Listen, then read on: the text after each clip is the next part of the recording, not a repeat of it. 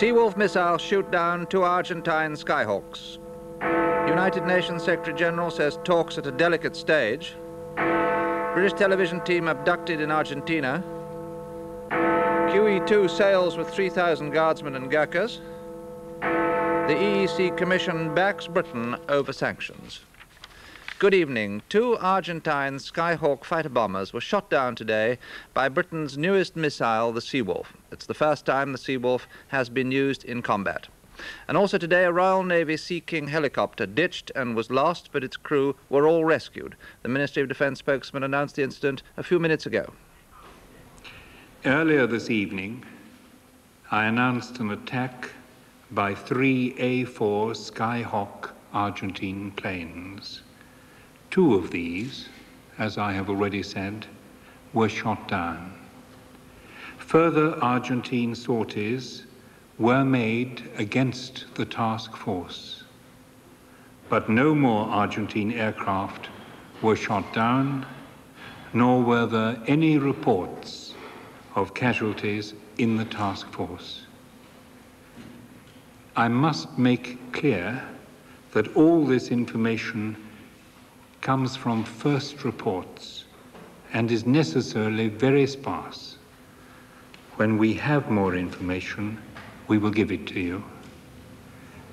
In a quite separate and unrelated incident, a Royal Navy Sea King helicopter ditched earlier this evening and was lost.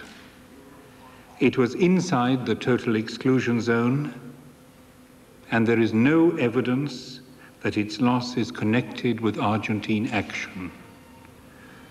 2 other Sea King helicopters were on the scene within minutes and rescued all 4 crew members. They have returned to ship. At the United Nations, the Secretary-General, Senor Perez de Cuellar, said talks were at a very delicate stage, but he hoped to conclude them by the end of the week. In London, Mr. Pym, the Foreign Secretary, attended an inner cabinet meeting and came out to say this. I'd like to say to you this morning that we are continuing to work with all intensity at the United Nations. There were some developments overnight which hold out some promise of progress, and that's a good thing. But I must tell you that many difficult problems still remain. We have had our hopes raised several times before, only to be dashed. Tonight, Mrs. Thatcher went to see the Queen at Buckingham Palace to bring her up to date on the latest developments. Tomorrow there'll be another Commons debate on the Falklands crisis, the 5th so far.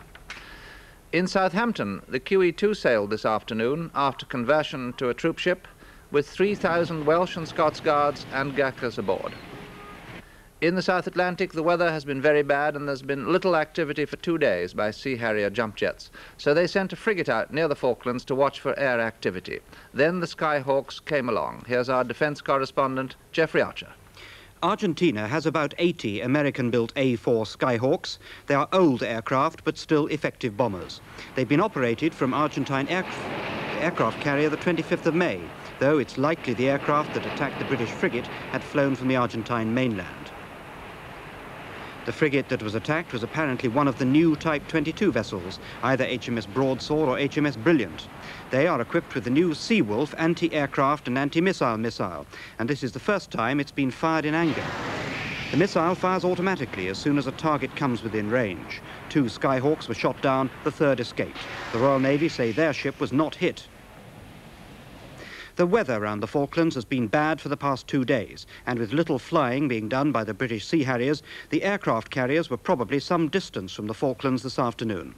But to enforce the blockade, other ships were closer to the islands, and the frigate that was attacked was probably some 20 miles from Port Stanley.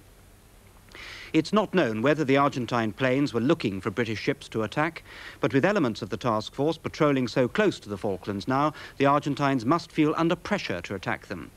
But the Skyhawk cannot carry the Exocet missile, which destroyed HMS Sheffield. If that weapon had been used against the frigate attacked